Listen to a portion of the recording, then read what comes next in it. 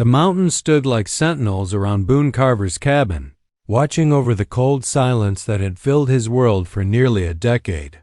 Wind whispered through the towering pines, brushing against the wooden walls of his cabin, but it found no welcome within.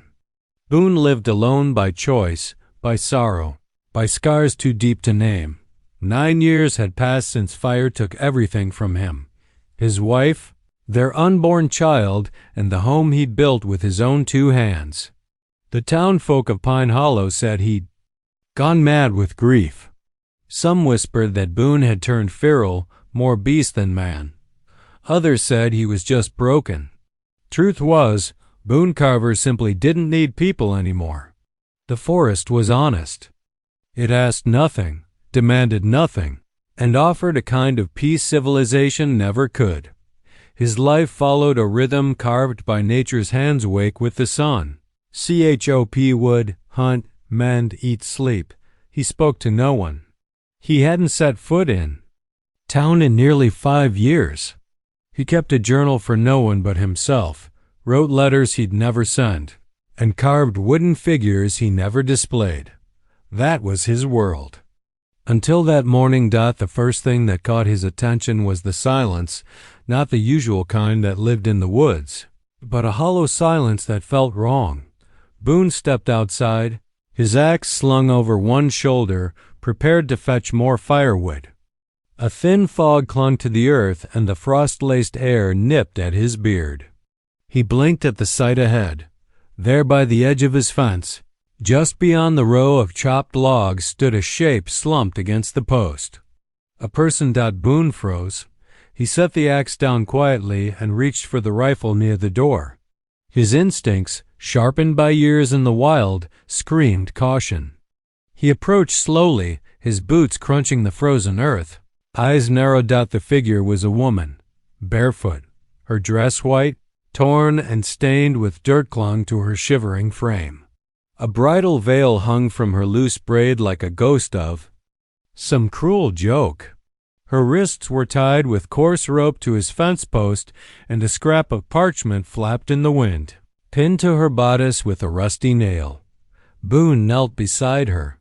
Her eyes fluttered open green, wide, and filled with something deeper than fear. She recoiled as if expecting a blow. "I'm not going to hurt you," he said hoarsely. His voice rasped from disuse. She stared at his mouth, not his eyes. Boone noticed it then. She wasn't reacting to his words. Not really.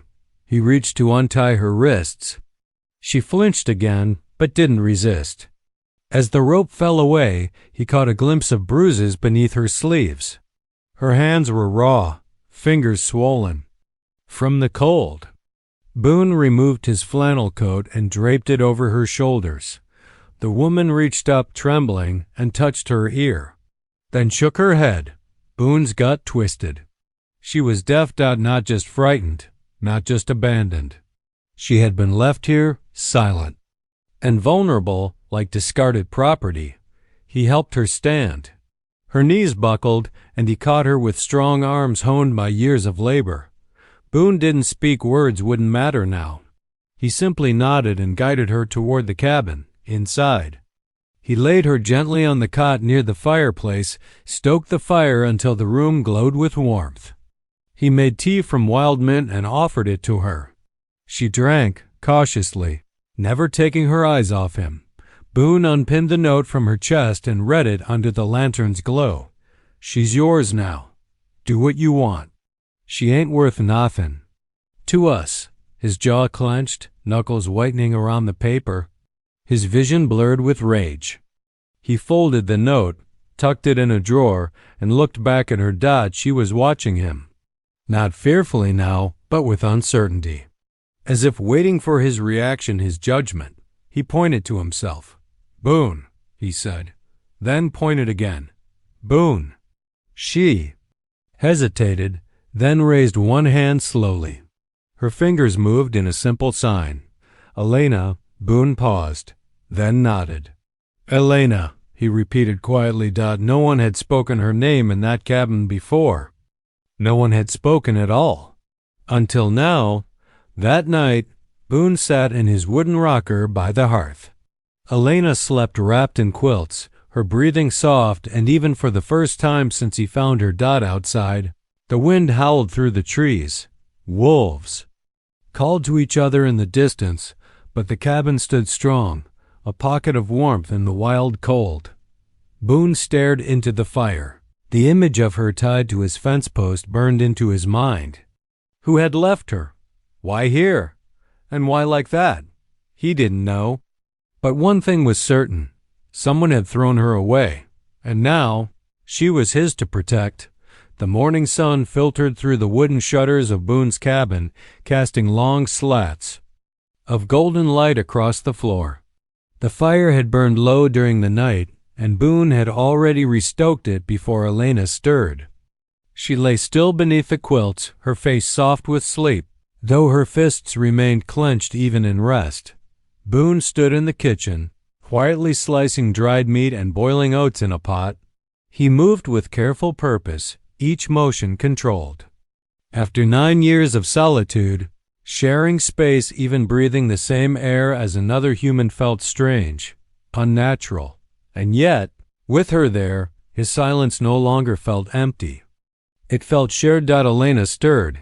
Boone looked over. Her eyes were open, watching him from the cot. She tried to sit, then stopped and touched her temples. Like the world was spinning. He set down the spoon and moved to her side, keeping his hands where she could see them. She tracked his movements but didn't flinch this time. He pointed to the steaming bowl on the table, then to her. Eat? She tilted her head, as if deciphering his lips, then nodded slightly. Boone helped her sit up, sliding a pillow behind her back. Her fingers were still stiff, but she gripped the edge of the quilt as though afraid she might drift away. He brought her the bowl and spoon, letting her hold it herself. The moment she tasted the food, her eyes widened. A soft breath escaped her lips, nearly a smile. Boone exhaled. He hadn't even realized he'd been holding his breath. Later that day, as the sun rose higher, Boone stepped outside to chop more wood, leaving the door cracked so she wouldn't feel trapped. He worked with heavy rhythm, his muscles groaning with each swing of the axe. His mind, however, wasn't on the logs. It was on her. Who ties a deaf woman to a stranger's fence? What kind of man writes a note like that? There was cruelty in this world Boone had long turned his back on. Elena wasn't just discarded. She'd been delivered as if someone believed her worthless, and Boone desperate enough to take her in like a stray dog. But even Boone Carver had his limits. When he returned inside, Elena was awake and sitting up, studying the carvings on the mantel. She looked at him and gestured slowly, carefully making shapes with her hands. Boone shook his head, confused. She tried again. This time, she pointed at herself, then drew a slow curve across her chest with her fingers. Then she pointed at him, raised her brows. Boone hesitated. He realized she was trying to communicate. It wasn't just signing. It was a gesture of connection, even trust. I don't know what that means, he admitted, his voice low and rough. Then he pointed to himself. Boone, she nodded. Then pointed to herself. Elena. Boone picked up a piece of charcoal from the hearth and a scrap of wood from the table. He scribbled her name on it in big block letters. Elena. He held it up. She smiled faintly, nodded. Then she gestured at the fireplace mantel, at the little wooden carvings Boone had made over the years. Bears, trees, a small deer. A carving of a woman he'd never dared to display. Boone cleared his throat, suddenly uneasy. He walked over and picked one up, holding it in his calloused palm. He showed it to her, then handed her the charcoal. She hesitated, then took it. Elena began to draw slowly on the wooden table shapes and signs Boone didn't understand, but he could feel the meaning behind them.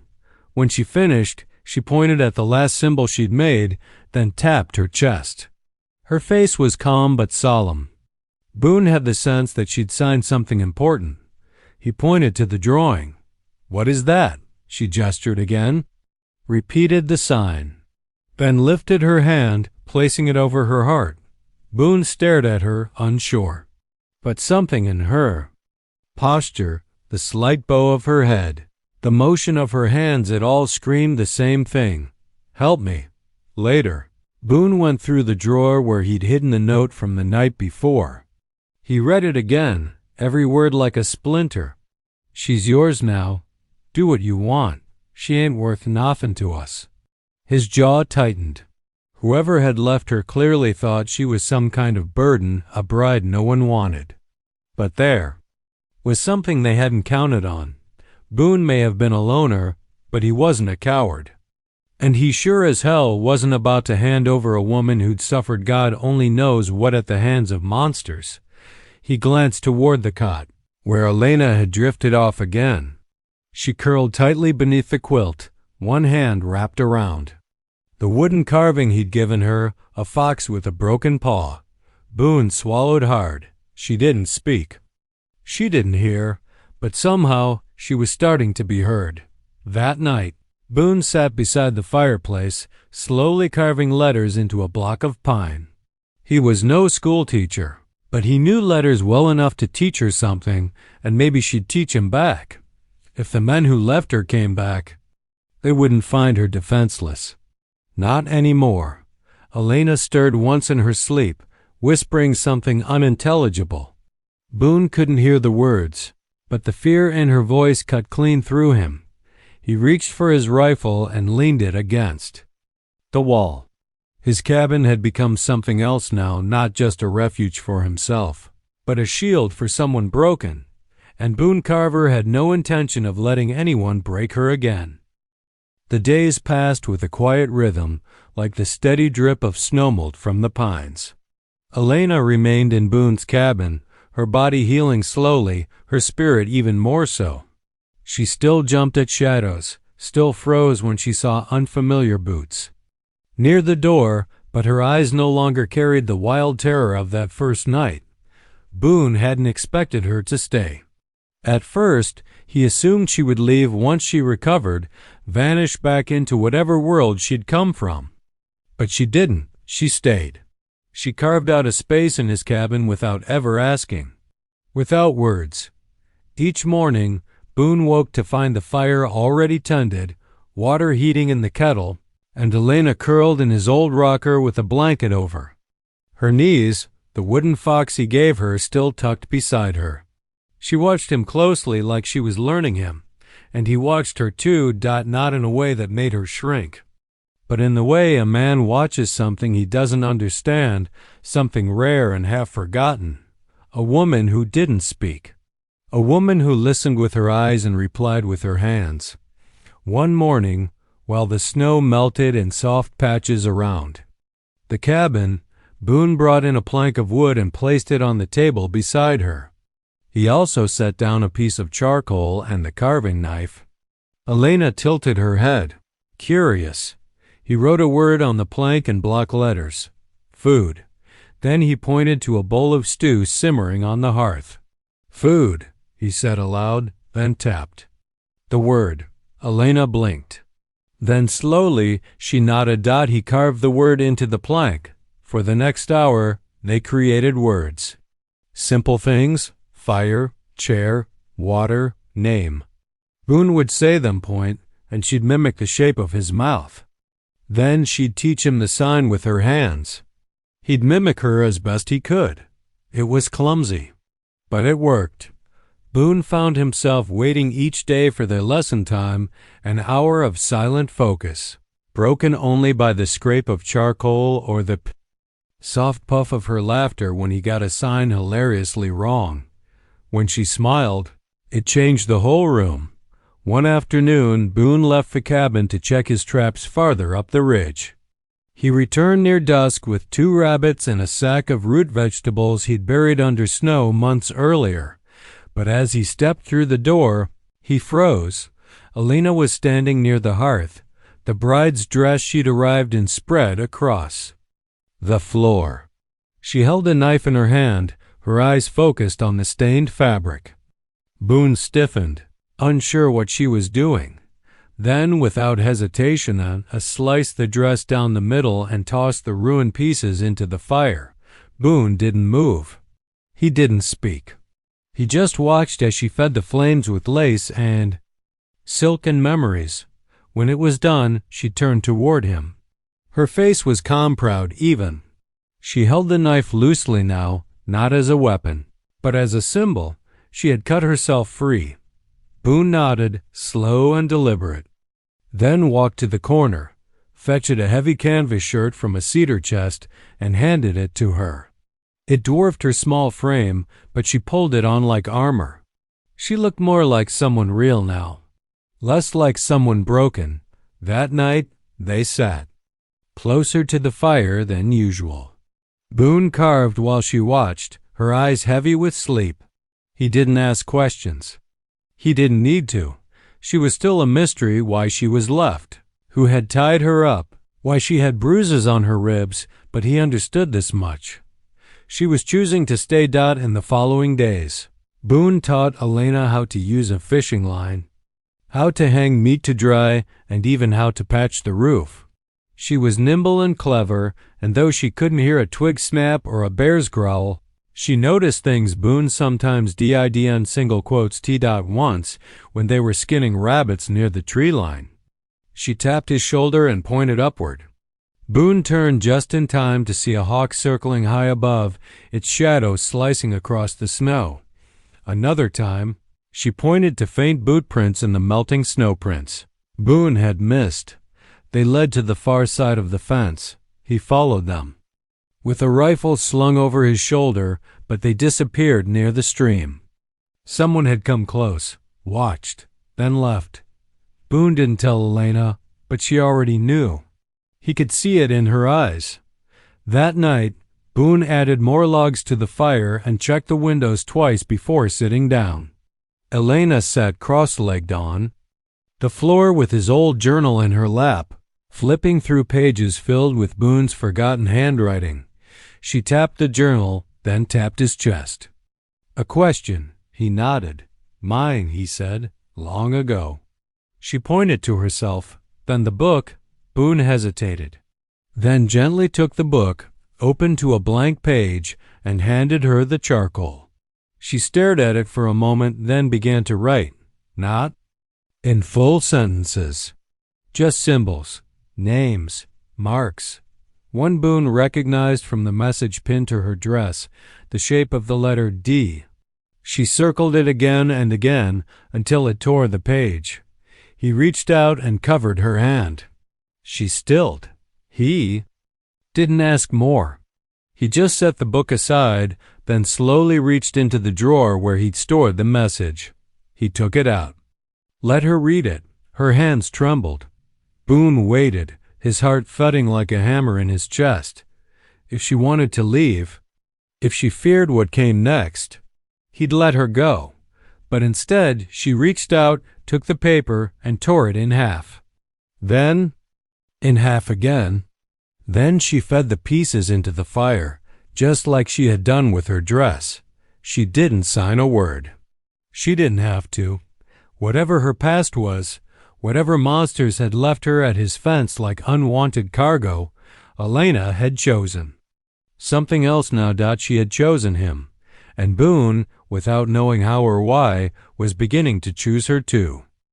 Boone Carver wasn't used to sharing his world, but as winter melted into spring, he found he didn't mind it anymore. The silence no longer sat so heavily in his cabin because now it was a silence shared. A silence filled with glances, gestures, and the rustle of pen across wood as Elena continued to teach him her silent language. He hadn't asked for company. He'd certainly never imagined a deaf woman in a torn wedding dress would be the one to crack open the walls he'd spent 9 years building. But here she was making the place feel like something he thought he'd buried long ago, a home. And yet, even as her bruises faded and her hands grew stronger from helping split wood, there were signs that her pain wasn't done with her yet. It started with the scar.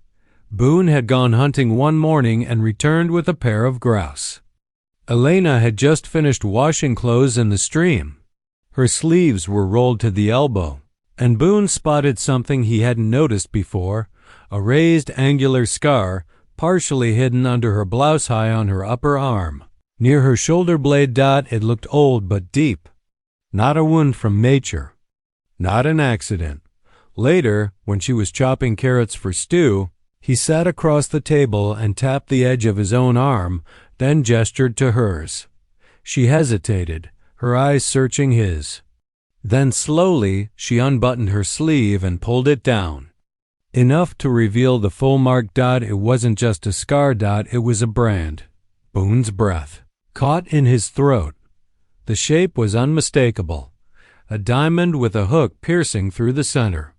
Boone had seen it years ago, carved into the bark of trees and scrawled in blood near cattle raids.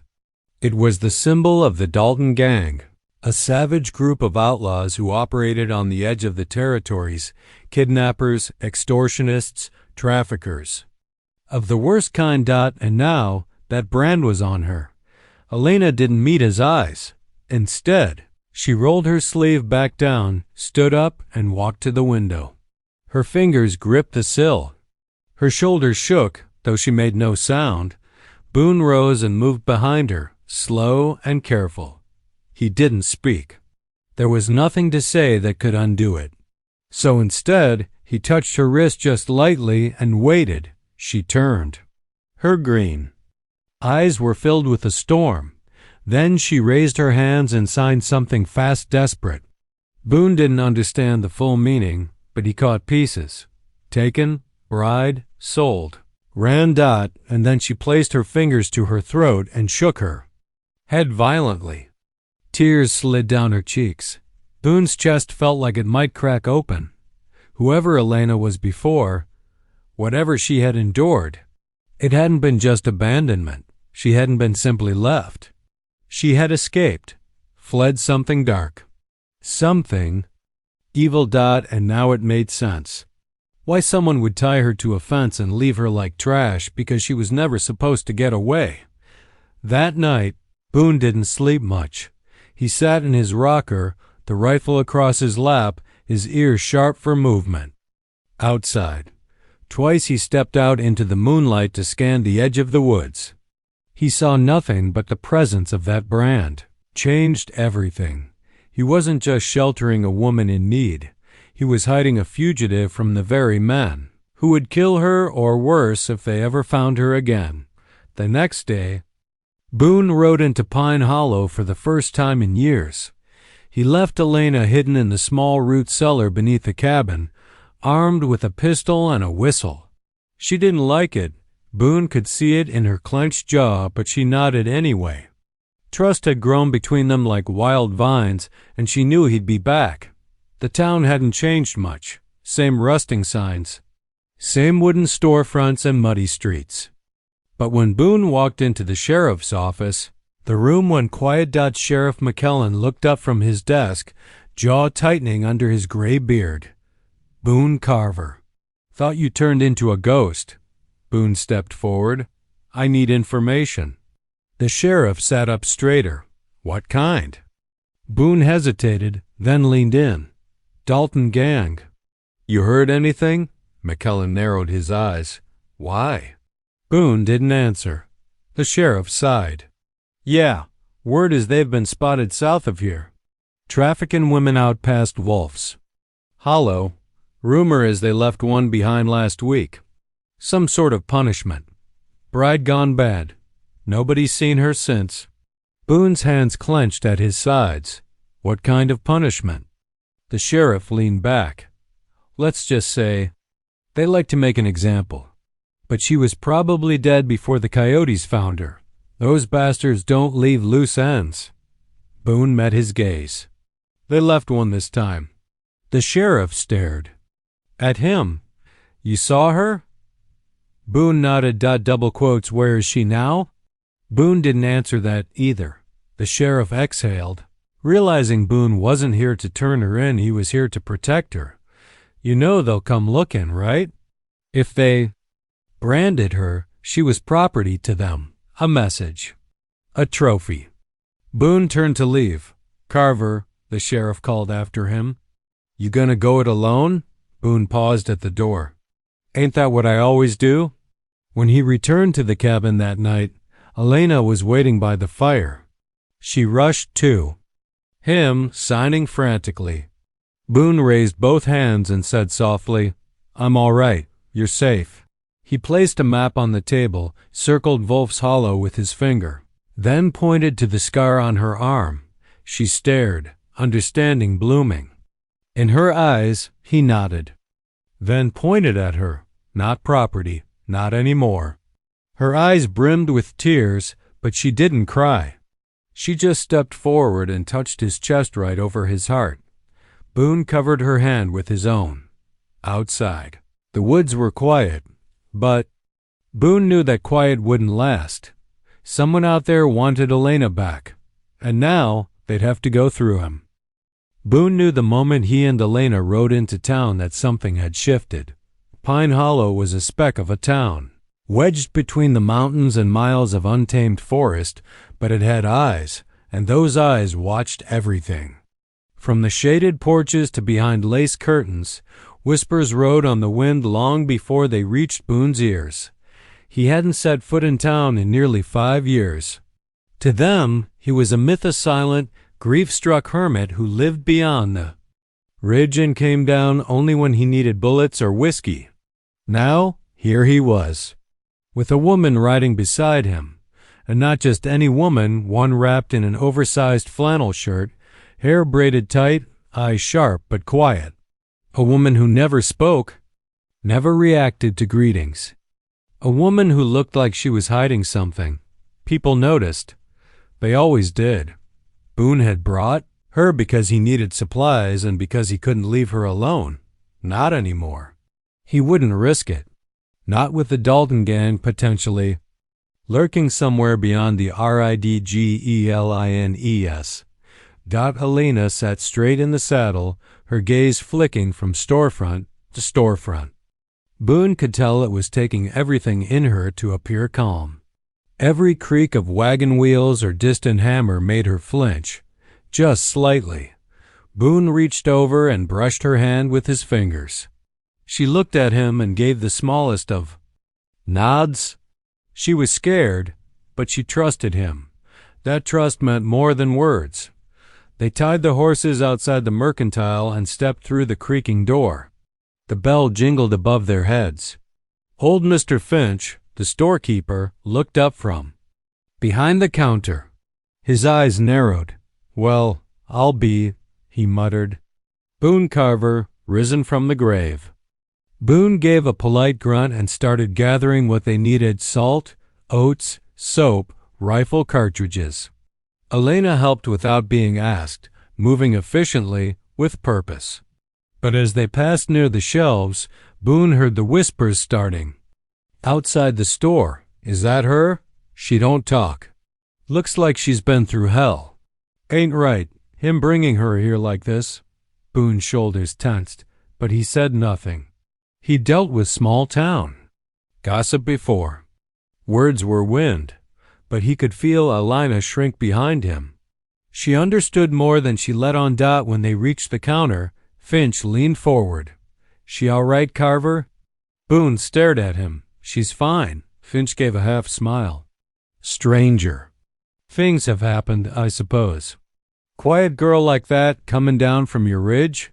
Town's already talking?" "Sheriff stopped in this morning. Heard some rumors from Wolf's Hollow. Bad ones." Boone's jaw tightened.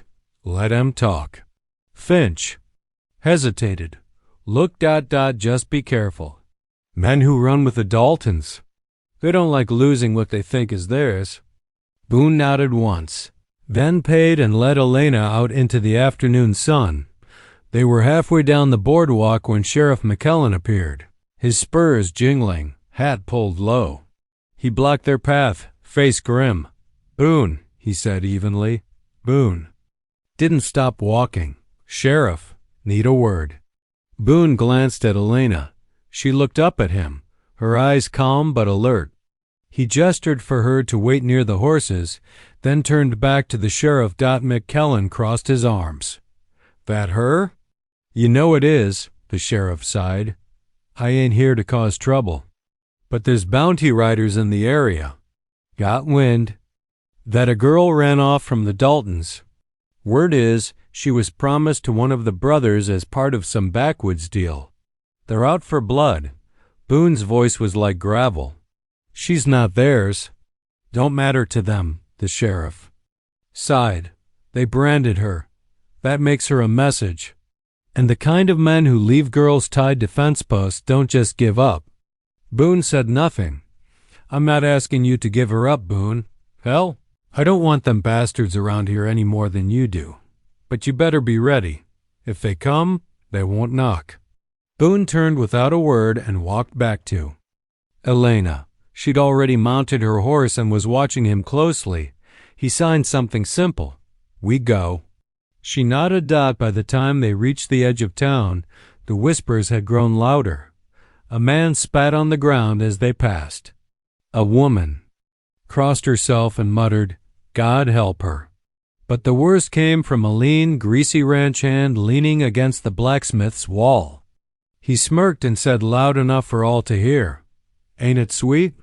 The mute whore and the mountain ghost. Real love story." Boone stopped. His hand went to the axe strapped across his saddle. The man straightened quickly, his grin vanishing. Then Elena touched Boone's arm. She shook her head, then slowly raised her hand and made a simple, graceful motion in the air, a sign. Boone didn't know it, but it felt like forgive. He stared at her. Then he nodded, turned his horse, and they rode out of Pine Hollow with the wind behind them. That night, back at the cabin, Elena sat on the front steps as the sun bled gold over the treetops. Boone watched her from the porch, rifle across his lap. She was calmer now, like she'd made peace with the town's cruelty. But her hands worked slowly over something in her lap. Boone leaned forward and saw what it was. She was carving.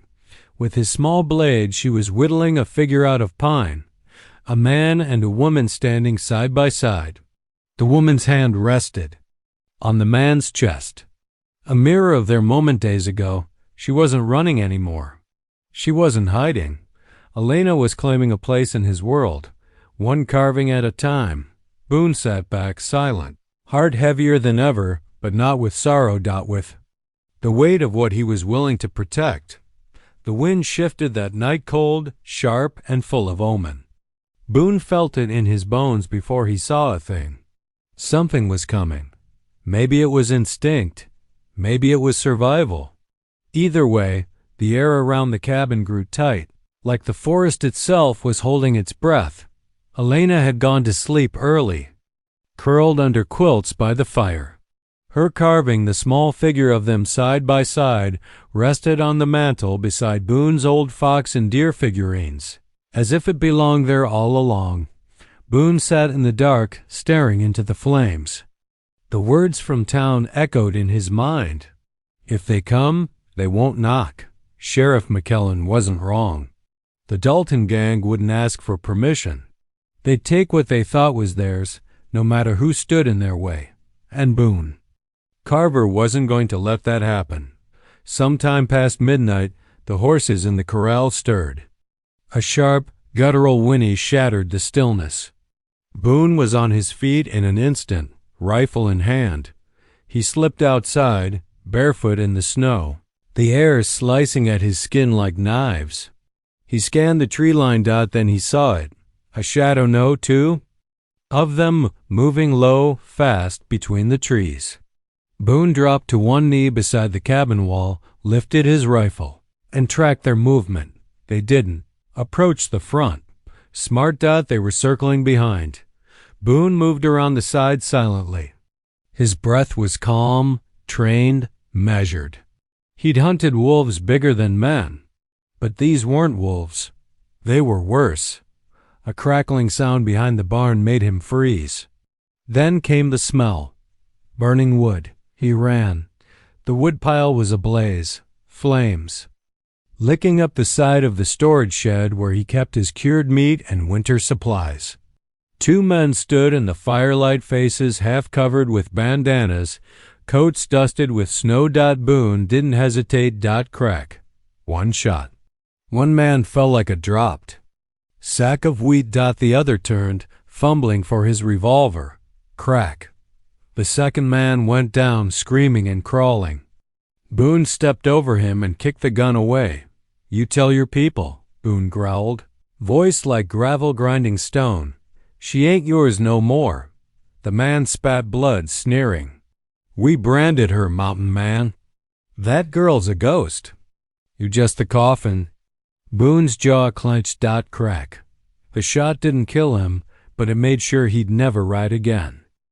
By the time Boone doused the flames and dragged the injured man to the edge of the trail, the sky was beginning to lighten with the first hints of dawn. Elena stood on the porch, wrapped in a shawl, her eyes wide. She'd heard the shots, seen the smoke, but she didn't run. She didn't cry.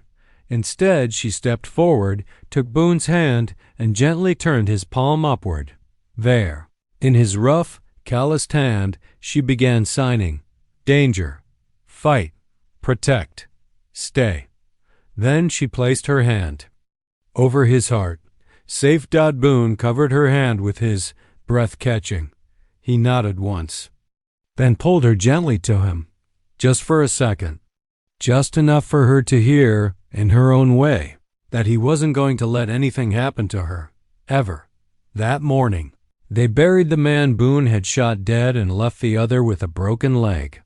His horse gone, his weapon buried. Boone tied a note around his neck with a single sentence: "She is not yours. Come again, and you'll be next." He sent the man limping back toward Wolf's Hollow with nothing but pain in his bones and Boone's warning echoing in his ears. But Boone knew this wasn't the end. No gang like the Daltons took a loss quietly. If those two were scouts, the real trouble would follow. And next time, it wouldn't be two men and a yem-a-t-c-h-s-t-i-c-k. It would be a storm. For the next week, Boone and Elena prepared. She helped string new traps and dig a second root cellar deeper into the ground. Boone reinforced the windows with iron slats. He placed extra rifles behind every door and carved a warning sign in the trees: "Keep riding." At night, Elena sat beside the fire, drawing in Boone's journal. She illustrated their day's pictures of rabbits and traps, of her riding with him through snow, of a cabin nestled in the woods. But on one page, she drew a single figure, a man with fire in his hands, shadowing a crying woman. Boone saw it. He said nothing, but his hand rested on her back, gentle and firm. That past wouldn't take her. Not while he was breathing. One morning, Boone woke to find Elena in the yard, chopping wood. Her form wasn't perfect. The axe was too heavy for her slight frame, but she was trying. She had sweat on her brow and determination in her eyes. Stepped behind her and gently corrected her stance, wrapping his arms around her from behind. Not intimate, protective. Her hands on the axe, his hands on hers. She turned slightly and smiled small, grateful. They didn't speak. They didn't have to. That night, as a snowstorm rolled in and sealed them into their mountain cabin once more, Boone carved something new, a piece of cedar, soft and clean. He shaped it slowly, carefully, by firelight. When it was done, he placed it beside Elena's carvings. It was a shield, simple, round, solid, with one letter carved in the center. Elena saw it the next morning and ran her fingers across the wood. She didn't cry. She just looked at him, signed a single word, together, and Boone nodded. They weren't just surviving anymore. They were fighting back. Spring had come to the mountain in full bloom. The trees, once stripped bare by winter's bite, now swayed green and gold beneath a gentler sky. Wildflowers pushed up from the thawing earth. Birds returned to the hills with their songs, but inside Boone Carver's cabin, the only song was silence, and yet it had never sounded so full. Boone had lived nearly a decade without the comfort of another soul. But now, Every hour seemed to beat with quiet purpose. Elena was there, moving through his home like she belonged, bringing life to its empty corners. She hadn't just survived what was done to her. She was becoming something else. So was he. Each day brought a rhythm they shared. They repaired the fence together. Elena learned to use the smaller rifle and had become surprisingly accurate with her slingshot, hitting cans from 30 paces. Boone hunted while she tanned hides and dried herbs, and at night they sat side by side, carving or writing in silence, a fire always glowing between them. One evening, Elena brought Boone something new, a book. It had belonged to his late wife. Tucked away in a cedar box for years, he hadn't touched it since the fire. It was a children's primer. Basic words, simple phrases, pictures for learning. Elena must have found it while cleaning the chest near the hearth. She laid it in his lap and signed, slowly, "Teach me more." Boone blinked. "You want to read English?" She nodded, then pointed to him. "Together," he smiled faintly. "All right then." So they read. In the mornings after chores. In the afternoons, under the birch tree that had become their place, a quiet nook where the wind whispered and no past dared to follow, Boone would speak aloud, slowly, clearly. Elena would watch his mouth, then mimic the sounds, rough at first, but improving. "Wha? Wood," she said one day, the word escaping in a broken whisper. Boone froze. She rarely tried to speak. He looked at her gently. "Yes, wood." She smiled, proud, then whispered again, "Home." His chest ached in a way he hadn't felt in years. He reached over, brushing his fingers across hers, just enough to say, "Yes, this is home." Their bond deepened in the things left unsaid. Elena would touch his shoulder when she needed something. Boone would sign what few words he'd learned back. Sometimes they didn't even bother with signs. They just knew what the other was thinking. He found himself watching her when she wasn't looking. The way her braids slipped over her shoulder when she leaned into her work. The way her lips curled ever so slightly when she carved. The tiny frown she made when she missed a word in their reading. Boone Carver was falling for her, quietly, deeply, without even knowing when it had begun. And worse, he feared she might leave. One night, a storm rolled through the ridge. Rain lashed the cabin windows. Thunder rattled the logs. Elena jolted awake with a gasp. Boone was already up, his boots half laced. He moved to her side, kneeling beside the cot. She shook her head, wide-eyed, trembling. He grabbed the lantern, lit it, and offered his hand. She took it. He led her to the table and fetched the journal. He placed it in front of her, handed her the charcoal, and waited. She wrote, hand shaking, "I dreamed I was back, chained, branded again." "You didn't come." Boone swallowed hard. Then took the book and wrote one word beneath hers. "Never." She looked up, lips trembling. He added more, "I will never leave you. They will never take you again. You are mine to protect, always." She let the journal fall, then stepped forward. Before he could react, her arms went around him, tight, desperate, her head buried in his chest. Boone stood there, frozen for half a heartbeat. Then he held her like he'd never held anyone. Thunder shook the walls, but inside nothing moved but them. That same night, after the storm had faded into a soft, steady rain, Elena signed something new as they sat by the fire. "Did you love her?" Boone stiffened. He hadn't expected it, but after a moment he nodded. "Yes," he said quietly. Elena looked down, thoughtful. Then she signed again. "Do you still?" He paused longer this time, then reached for her hand. "No," he said. Voice rough but honest. "I let go when I met you." Her breath hitched. She stared at him like she wasn't sure she believed it. Boone leaned closer. "You saved me too, Elena." Her eyes welled, but she didn't look away. She reached for the carving knife, picked up a piece of soft birch and slowly began carving 2 letters side by side. B plus E. When she finished, she placed it gently in Boone's palm and folded his fingers. Around it, no words, no signs, but it was a promise. That night, Boone didn't return to his rocker. He sat beside Elena on the cot until her breath slowed and sleep took her again, and he stayed until morning, because he no longer belonged to the silence. He belonged to her. The morning after the storm, the forest was clean and glistening. Pine needles sparkled with rain. The air smelled of damp moss and wood smoke. Boone stood on the porch sharpening his knife while Elena sat on the step below, braiding a thin length of rawhide. Neither spoke. They didn't need to.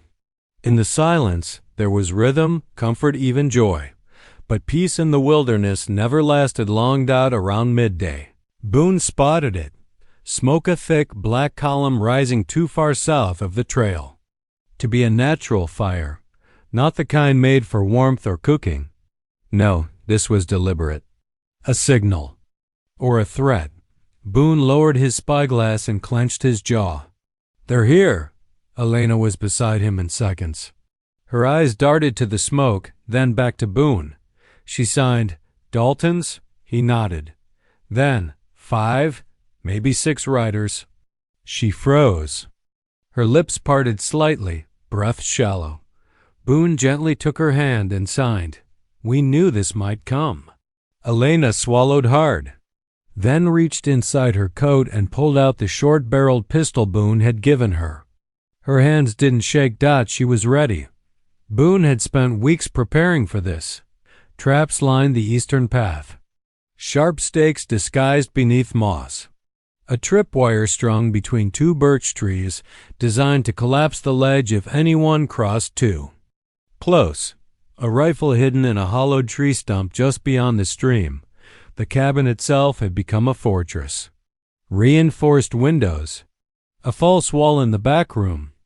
A root cellar packed with food, water, and supplies, enough to wait out a siege if it came to that. But Boone wasn't the hiding type. Now. Neither was Elena. By dusk, the smoke had vanished, but the tension remained. Boone rode out at first. Light to scout the ridgeline. Elena begged him with her eyes not to go alone, but he kissed her forehead, signed, watched the trees, and disappeared into the mist. The forest was too quiet. Even the birds seemed to know something was wrong. Boone found tracks, fresh ones. Horses, 6 of them, just as he'd thought. They'd moved through fast, circling wide. Not toward the cabin, around it. When Boone returned, he didn't smile. He moved with tight, urgent purpose. "They're flanking," he said, even though she couldn't hear him. He traced a circle on the table, tapping the area behind the cabin. Elena's brows furrowed. She signed, "How long?" Boone answered with 2 fingers, "Tonight." Elena nodded once. Then she stood and began preparing. As the sun dipped low, they placed extra lanterns in the windows dummies. Decoys to draw. Fire if it started. Boone loaded every rifle, every pistol, every shell. Elena double-checked the food stores, the water barrels, the escape trapdoor and the root cellar. And then they waited. Side by side. Backs straight. Hearts pounding. It was just past midnight when the first shot rang out, a crack that split the still air like a lightning strike. A bullet punched through the upper corner of the cabin, scattering wood shards across the floor. Boone didn't flinch. He raised his rifle, waited for movement near the tree line, and fired. A scream, then more gunfire. From the rear this time, Boone shoved the table against the door and signaled to Elena. "Go to the cellar." She shook her head violently. "No," Boone scowled. Signed again. "Now." Elena stepped forward and grabbed his arm. Her hands moved. "Fast. Not again. I won't hide. I fight with you." His heart twisted, but he knew better than to argue. She'd earned this fight. This moment. He nodded once. Together. The cabin filled with smoke and gunfire. Two men tried to rush the front steps. Boone dropped them both. One more made it to the side window and smashed through with a hatchet. Elena didn't hesitate. She raised her pistol and fired. The man hit the ground hard, blood blooming across his chest. Boone stared at her in disbelief, but Elena didn't flinch. Her hands trembled afterward, but her eyes stayed steady. Boone stepped to her side. "You all right?" She nodded slowly, then signed. "More will come." He looked out through the cracked shutters. 3 men left, one hiding behind the woodshed, one circling toward the back, the last watching from horseback. Boone's mind worked fast. He signed. "We split. You go back way." "I'll draw them in." She hesitated, then signed. "Together." He smirked. Stubborn, she grinned, just barely. Then they moved. Boone slipped out the side, flanking left toward the smokehouse. Elena darted through the trapdoor, exiting behind the cabin and circling toward the tree line. She moved like a shadow, silent, small, lethal. A shot rang out. Boone hit the dirt. The shooter behind the woodshed revealed himself tall, lean, a scar across his cheek. Boone waited until he reloaded, then fired. The man dropped with a grunt. One left, then hoofbeats. Boone spun toward the noise just in time to see the final Dalton riding straight for the cabin. Rifle raised, but then another shot rang out.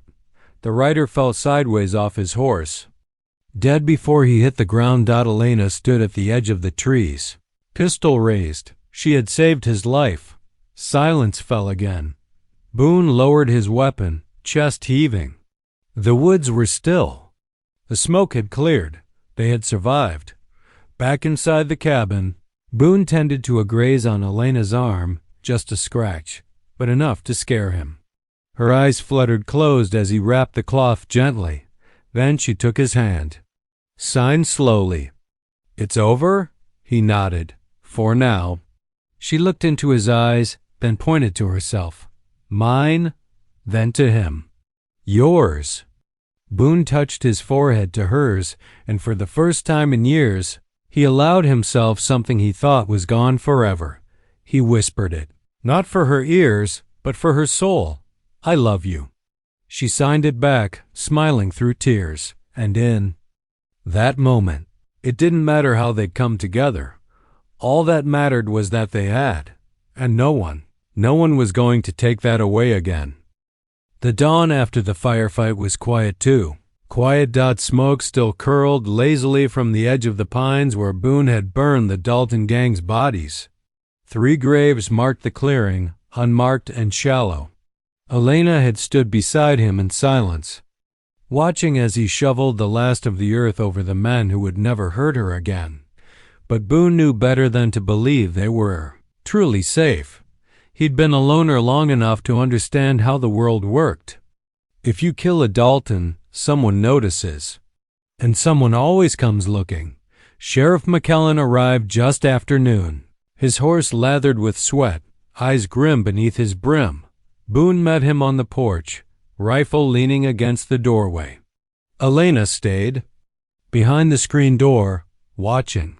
3 riders didn't make it home, McKellen said without dismounting. "I reckon they were part of the crew that came for her." Boone didn't answer. "I got a message this morning," the sheriff continued, "from someone written under the Dalton banner. Calls himself Ward Dalton. One of the older brothers. Says he's settling family business. Says he's coming for the girl." Boone's jaw tightened. He can try. McKellen dismounted and stepped closer. "Boone, you know what a man like Ward Dalton brings? He's not some petty outlaw. He ran with bushwhackers during the war. He's got blood on every inch of his hands, and worse, he's clever." Boone didn't blink. "We're ready." The sheriff glanced toward the cabin. He spotted Elena through the screen. Her small figure, her steady hands, her sharp eyes. "She doing all right?" Boone nodded once. "She's stronger than most, McKellen took a breath, his expression softening. You care about her, don't you? Boone didn't respond immediately, but then his voice came low and certain. She's my heart now. That's all you need to know. The sheriff looked away, as if ashamed to intrude. All right. I just wanted to warn you. Ward Dalton's not a man who forgets a loss. And he won't come like the others. He'll come smart. Boone nodded. Then I'll be smarter. After the sheriff left, Boone sat down with Elena and explained what he could, drawing in the dirt with a stick, sketching a new face, signing the words he'd learned. Another man, strong, dangerous, brother. Elena sat still, taking it in. She didn't cry. She didn't tremble. She signed back. Then we don't wait. Boone looked up. What do you mean? She picked up the stick and drew a line through the mountain trail, then pointed at it. We. Go to him. Boone stared. Track him? Elena nodded. Her jaw was set, fire in her eyes. End it, before he finds us. For a long moment, Boone considered it. Leaving the safety of the cabin, riding toward a man who likely had others with him. A trap, perhaps. But he realized something else, too. Elena wasn't afraid anymore. She was taking her life back, and Boone wouldn't let her do it alone. Next morning they packed supplies. 2 horses, 3 rifles, cured meat, maps, and 2 flasks of water. Elena tucked her carvings into a pouch and fastened it to the saddle. Boone took the fox carving, the one he'd made the day he found her, and placed it in his SATCHEL. They rode out by noon, heading south, toward danger, toward answers, toward the man who had nearly destroyed her. For days they tracked signs of the Dalton brothers' retreat. Crushed brush, half-burned fires, an old can of beans left near a creek bend. Boone, a born hunter, read the trails like pages in a book. Elena kept watch from high ridges, her eyes sharper than ever. On the 4th day, they found something unexpected. A shack deep in the woods, no more than a lean-to with a chimney and a makeshift pen. Smoke drifted from the chimney.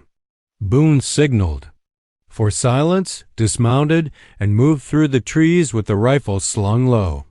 Inside the pen, a girl, barely 12.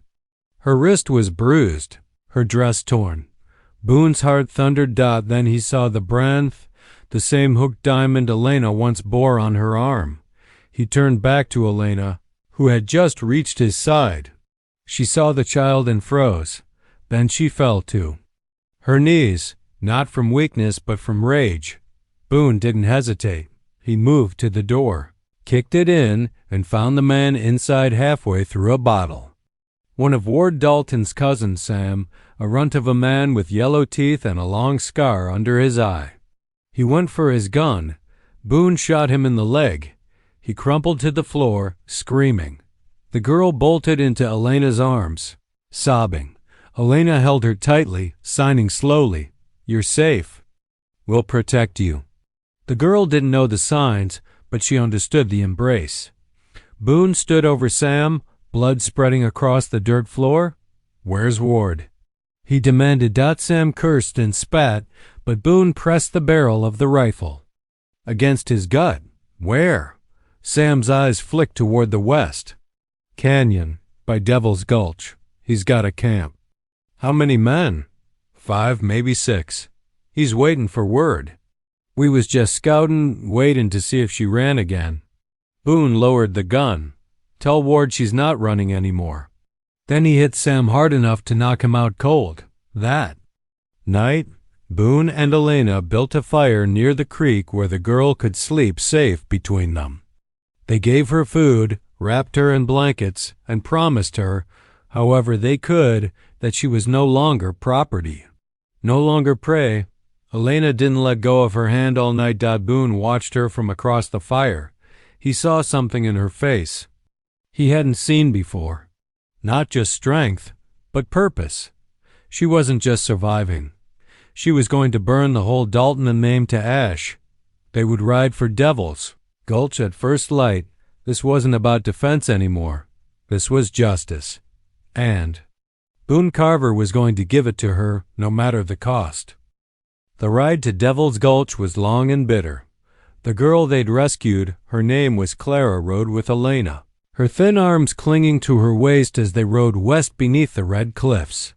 Boone led the way, silent and sure, rifle slung across, his back and a cold purpose in his eyes. Elena hadn't said a word since they left the shack, but she didn't need to. Her silence had never been emptiness. It had always been fire. By the second day, the terrain grew harsher, jagged rocks, steep drops, trails barely carved into the side of the mountain. Boone had only ever been to Devil's Gulch once, years ago during a hunt. Even then, it had felt cursed. Now, it felt like fate. They camped a mile out from the canyon. Boone scouted ahead alone and returned after nightfall, his face carved in stone. "They're there," he said. "Ward 5 others. Big campfire. 3 tents. Guard rotations." Elena didn't blink. She simply reached for her pistol, checked the cylinder, then looked at Boone. She signed, "We finished this." He nodded. At dawn. The next morning, they left Clara tucked into a hollow tree with a knife and whispered promises. Elena kissed the girl's forehead. Boone whispered, "You're safe. Stay down. No one will hurt you again." Then they moved into the canyon like ghosts. The air was sharp and still. The cliffs loomed like red giants above them, casting long shadows over stone and scrub. Boone moved from cover to cover. Elena followed behind, her steps silent on gravel and dust. Every inch they moved, the smell of smoke grew stronger. The Dalton campfire died by the time they reached the edge of the outcropping above the tents. Boone saw them clearly. Ward Dalton sat near the fire sharpening a bowie knife, big, bearded, coiled like a rattler. The others sat nearby, half dozing, or playing cards. Their rifles leaned against crates. It was time. Boone turned to Elena. He whispered, "You don't have to." She stopped him with a touch. Then signed, "Together." Boone fired the first shot. It dropped the sentry instantly. Panic erupted in the camp. One man grabbed for his gun, only to catch a second bullet through the chest. Another fell into the fire trying to flee. Ward Dalton ducked behind a crate, screaming orders, eyes wild. Elena moved to flank, sliding down the rocks toward the backside of the camp. She moved fast, faster than Boone had seen her move in months. She moved faster than Boone had seen her move in months. I'd seen her move in months. Dalton gang member spotted her, just too late. Crack. She shot him in the shoulder, then the leg. Boone covered her from above, his rifle barking across the canyon. Within minutes, only 2 men were left, Ward and a wiry fighter with a scar down his neck. Boone slid into camp as Ward fired wildly toward the rocks. Elena burst from behind the tents and tackled the last man from behind, slamming her pistol into his face. Ward turned, startled, and Boone leveled his rifle at him. "Don't move." Ward froze. His lip bled. His chest heaved. "You're the bastard who's been hiding her," Ward growled. "You think she belongs to you now?" "She belongs to herself," Boone said, voice like stone. Ward grinned through his blood. "You think you ended this? I've got men in 3 towns. I got friends in the marshlands. You kill me, another rises. She's marked. She'll never be free." And then Elena stepped forward. She didn't shoot him. Not yet. She reached into her satchel, pulled out a branding iron, the one Boone had taken from the shack. She threw it at Ward's feet, then signed slowly, purposefully, "You branded me. But I'm not yours, not your trophy, not your warning. I survived you." He didn't understand the signs, but he understood her eyes. Boone did the talking. "She says she owns herself now. You don't get a say." Ward reached for his belt. Knife. Crack. Elena pulled the trigger. The shot struck him straight through the chest. His eyes widened. He staggered back and fell, dead before he hit the ground. It was over. Truly. This time, they buried the Dalton dead and set fire to the camp. Every crate, every stolen rifle, every piece of cloth bearing that wretched hooked diamond brand, they burned it all to ash. Boone watched the flames rise. Elena stood beside him, her face lit orange in the dawn light. She signed softly. He's gone. Boone nodded. Forever. She took his hand and laid it on her chest, then on his. We live now. They returned to Clara, who ran into Elena's arms. Together they rode back to the cabin, 3 souls bound by pain, by survival, and now by freedom. Weeks passed. The mountains greened further. Flowers bloomed. The cabin no longer felt like a refuge for ghosts, but a home for the living. Boone built a second room for Clara. Elena began teaching her sign language. Slowly, surely, the girl smiled again. She carved. She read. She played. One morning, Boone stepped outside to find Elena planting wildflowers by the fence post where he had once found her tied, broken and silent. Now she knelt in the sunlight. Planting roots. She looked up and signed, not lost anymore. Boone came to her, dropped to his knees, and pulled something from his pocket. A silver ring, simple, worn smooth. He had carved the letters into the inside himself. E+B. He took her hand. You saved me, Elena, from silence, from solitude. From myself. She blinked, stunned. Yes. Then whispered aloud, barely audible. Yes. He slipped the ring on her finger and kissed her. The story of Boone Carver, the lonely man who lived in silence, and Elena, the deaf bride left to die, didn't end in violence. It ended in love. In laughter, in wildflowers, in a little girl's laughter echoing through the pines. In freedom, carved not by fear, but by the strength to say, I survived. And now I live.